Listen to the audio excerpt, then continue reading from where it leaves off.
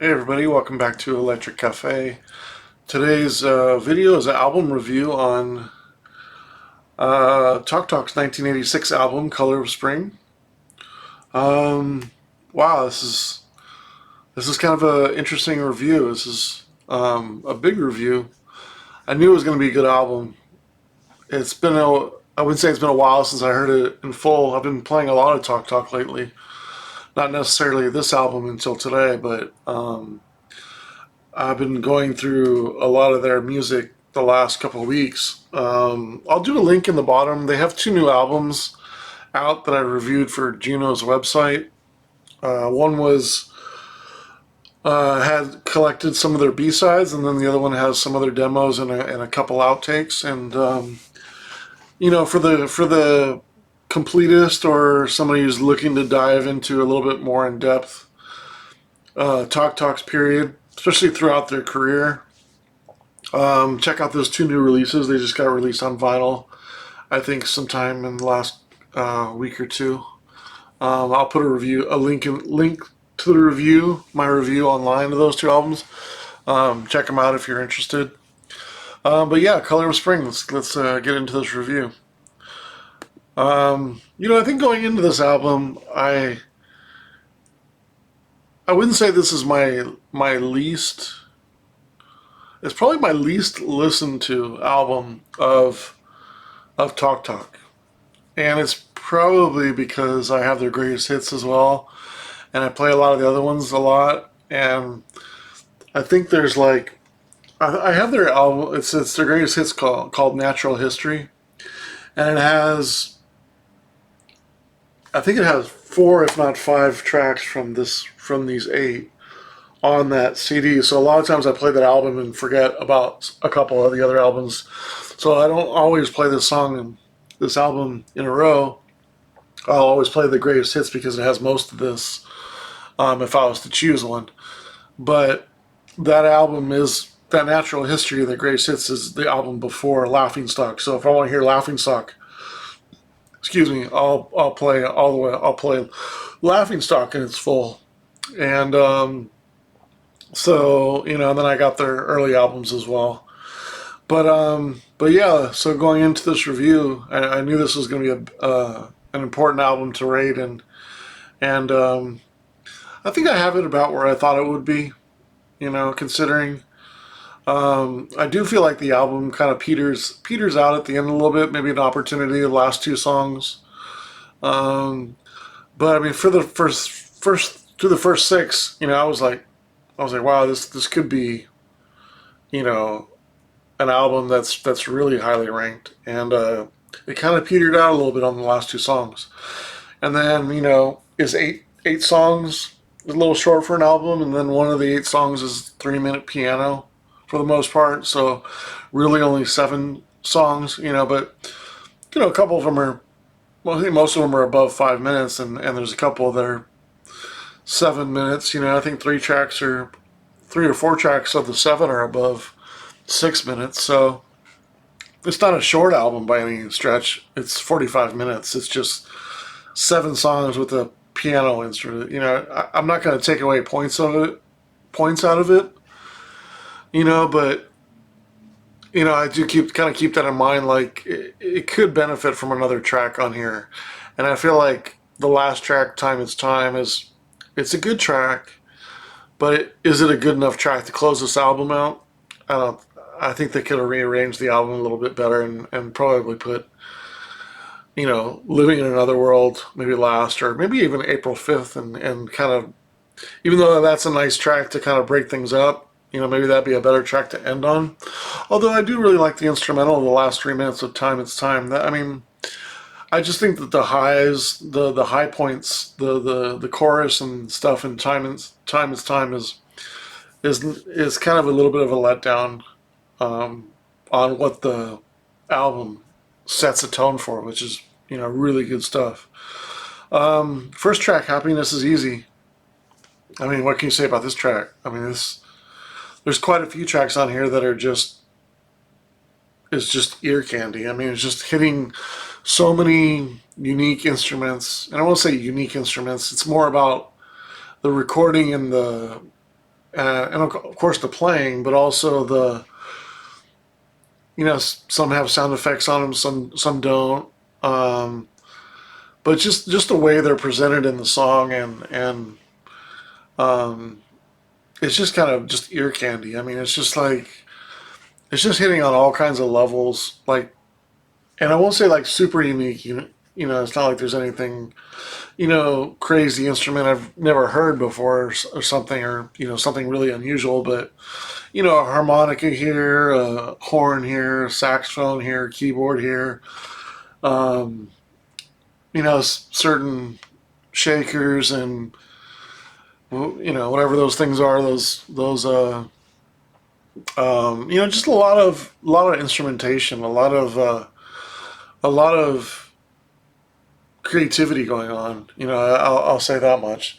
And Mark Hollis's voice is just amazing. I mean, the sensitivity and the emotion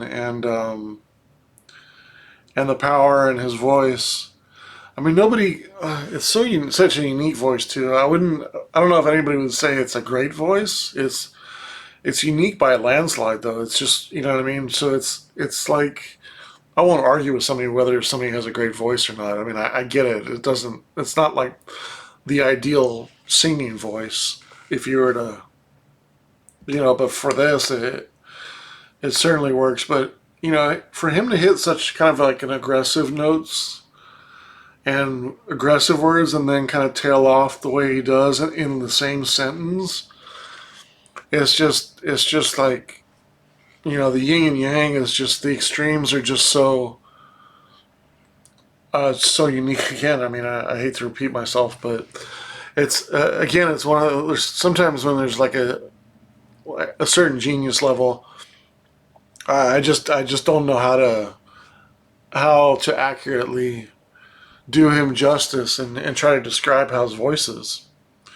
It's just there's certain creativity in certain bands where I'm just like, I don't exactly know how to even give it justice by explaining it, but it's just, he hits certain notes, and it's just so unique and so emotional, and it almost has like it has like I wouldn't say it's sorrowful, but it really makes you envy what he's feeling, and you can sort of put yourself in the spot, but also kind of distance yourself at the same point, because you're not him, and you're not singing. You can't sing like that, and you don't have that emotion. And some people might not like hear the words.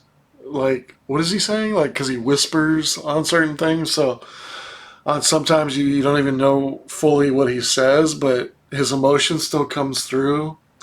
It's just like there's so many little things like that I could point out in his voice where it's just so different and so cool. And it's just amazing. I mean, just a legend. It's just when you hear this album, and you're just like, this is really an important album for the turning point of the band.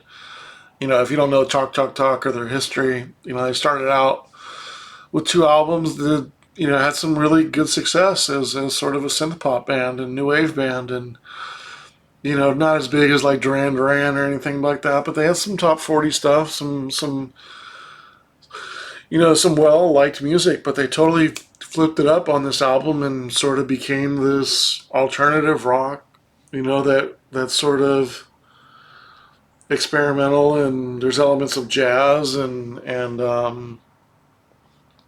they just, I think he was just probably disillusioned by the new wave music at the time, and was like, we're gonna take things organic, and we're gonna just, we can play instruments, we're better than this, not in an egotistical way, but just like, we're gonna get back to like making good music, and we're gonna do it a more traditional, organic way, and not be full on keyboards. But we're not going to shy away from using keyboards either, but we're not going to be a one hit wonder or a band, and we're just going to put out good music. And through that, through the three albums, they became, you know and their legend is still growing and still being understood. And that's kind of what I wrote about in my in the review that I'll put below, or reviewing their two recent compilations,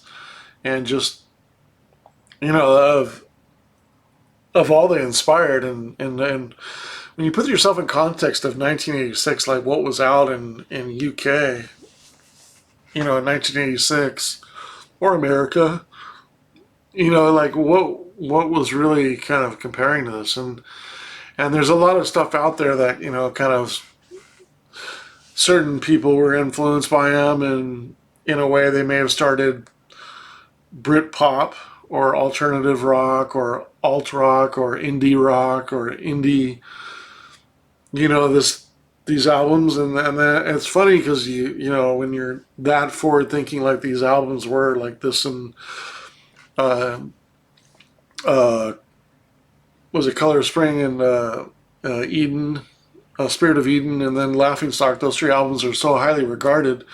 They were so ahead of the time, and then not really that well received, especially the last one, Laughing Stock. It was just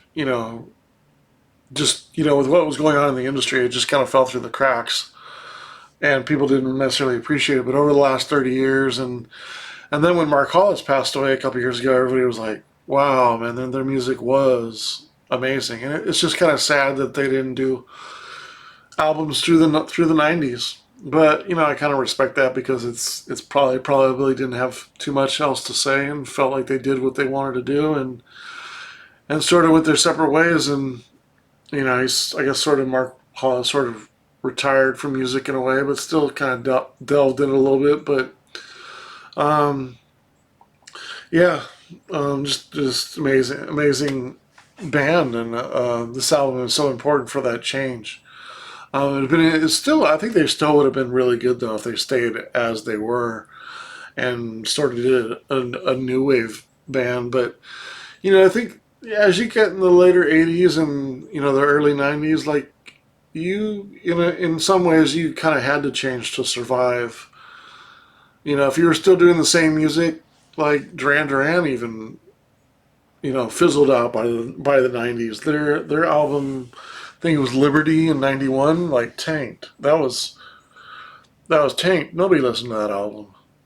Um, and even their '88 album kind of went down and didn't have the hits that their albums did previously.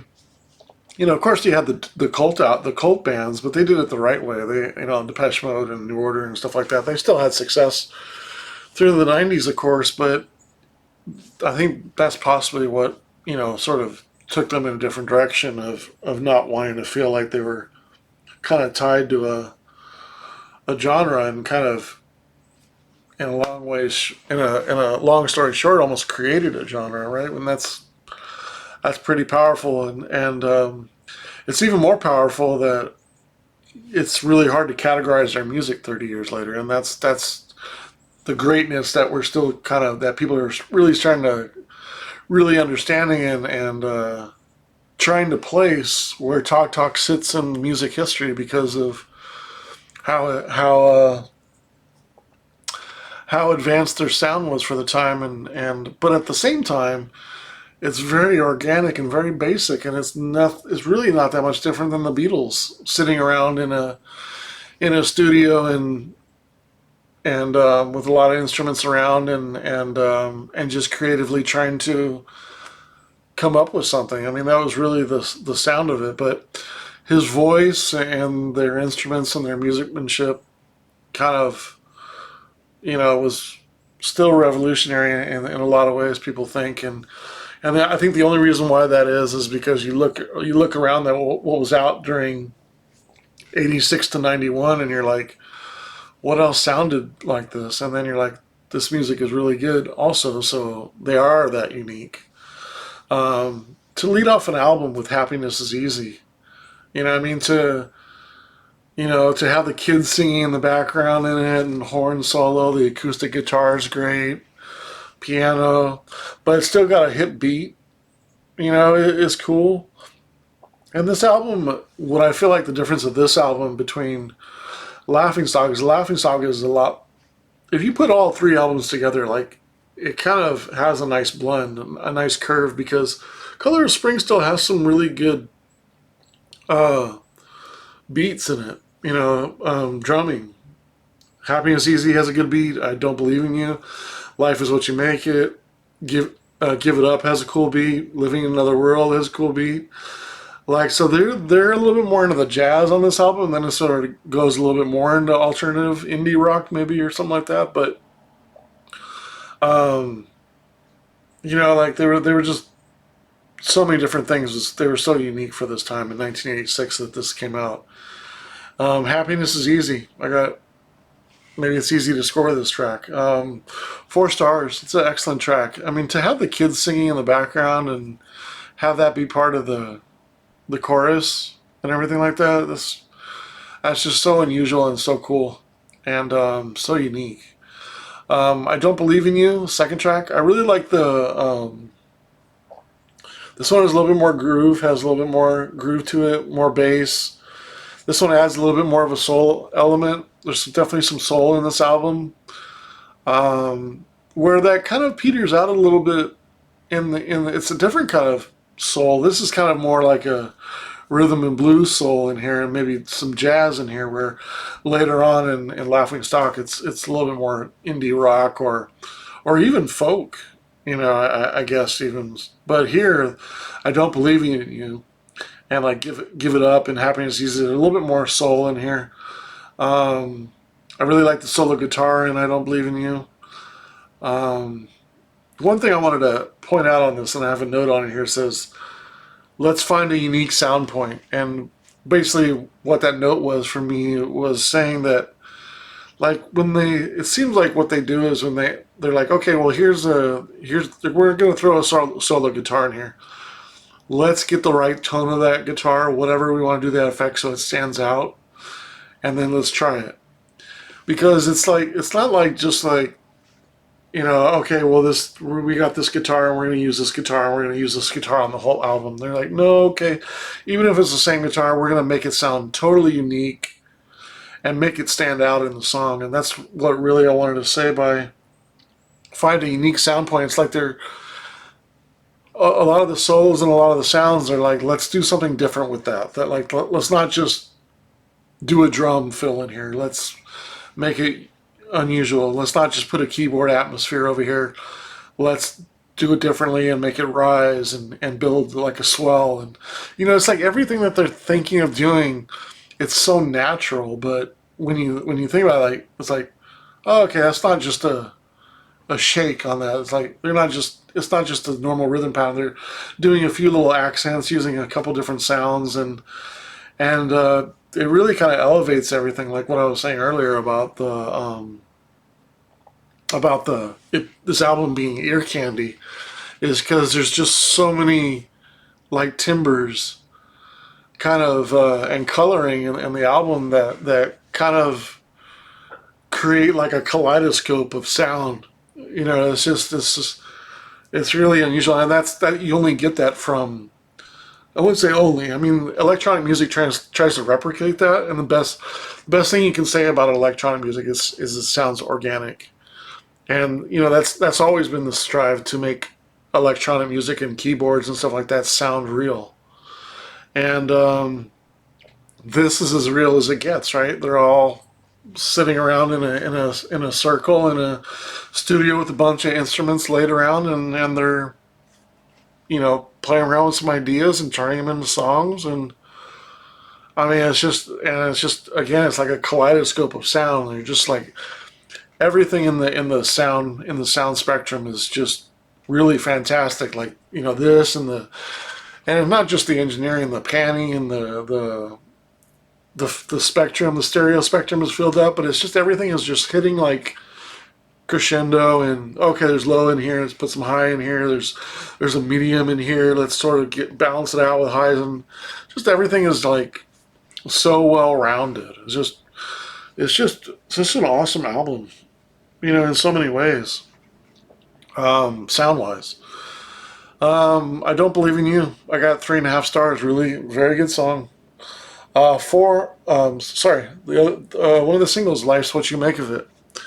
I remember hearing this for the first time in like 19, maybe 88 or 89, and it being very unique. And, the guitar and the piano and the beat, such an unusual hook.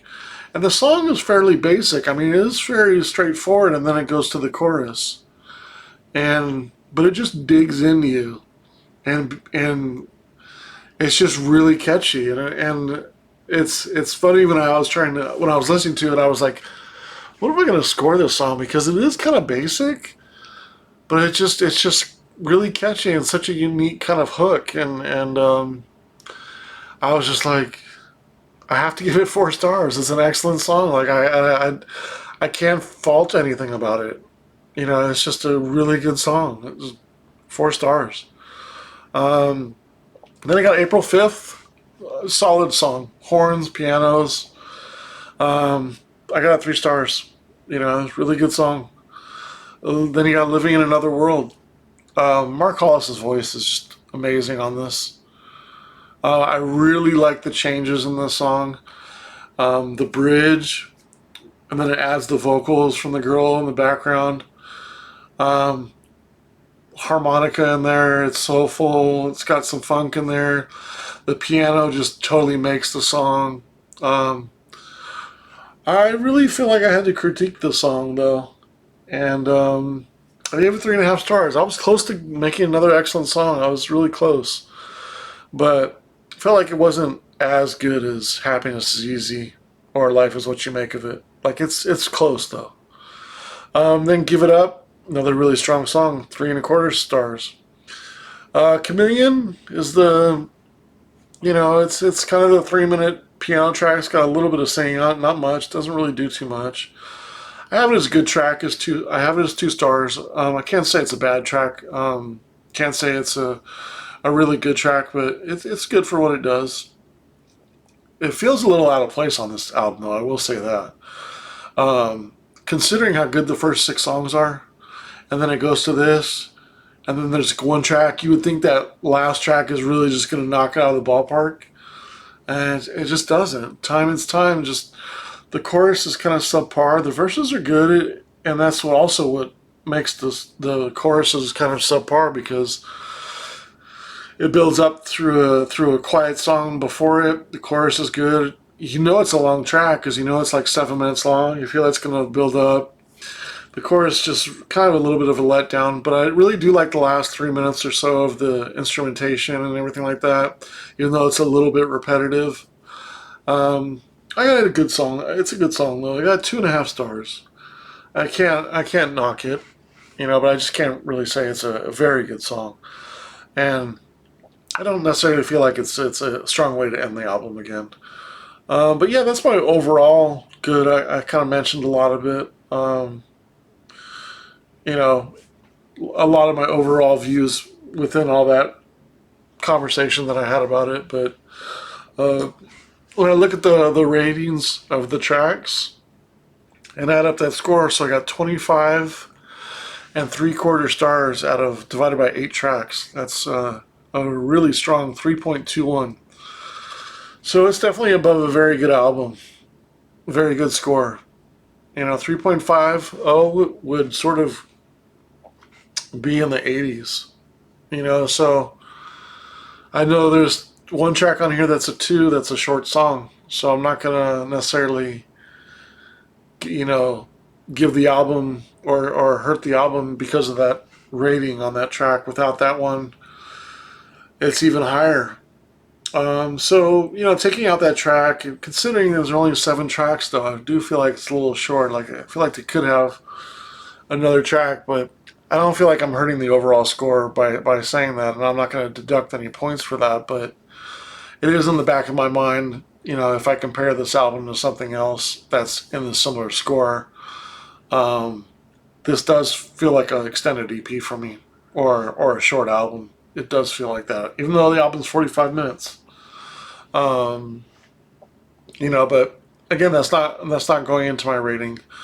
I have a 77 out of 100, on the high side of very good. It's a song away from being an excellent album. it's a very good album, no doubt saying that. I feel confident in that score, and I think anybody who's heard this album would agree that this is a really strong album. And it'll be interesting if Eden, Spirit of Eden or Laughingstock is better rated than this. And it'll be interesting rating their first two albums as well, Talk Talk and or sorry, Party's Over and It's My Life. I'm gonna review those two albums too, and that'll be interesting because those are the total opposite. But I know there's some good songs on there. You know, I really like Today and Foolish Friend and Such a Shame and It's My Life, and you know, there's a lot of good songs in there. Um, Renee, I mean, there's a lot of good songs in there. So it'd be interesting. It's gonna be interesting rating those albums as well. But this one sets the tone and kind of sets the mark really strong. 77 out of 100. Really good album. Really good album. It's a man, to think this album's almost 40 years old. Great album, great album. Really close to being excellent. Really close. Like a song away, I feel like. You know. Maybe if the last album, the last song, Time Is Time, was a little bit stronger, I think this could be in the 80s. But yeah, I'm just curious, what's your favorite three tracks on here? Mine are Happiness is Easy, Life is What You Make of It, and probably Living in Another World's third. You know, I do like I Don't Believe in You is a close fourth. Curious, what would you give this album out of 100? All right, thanks so much for watching.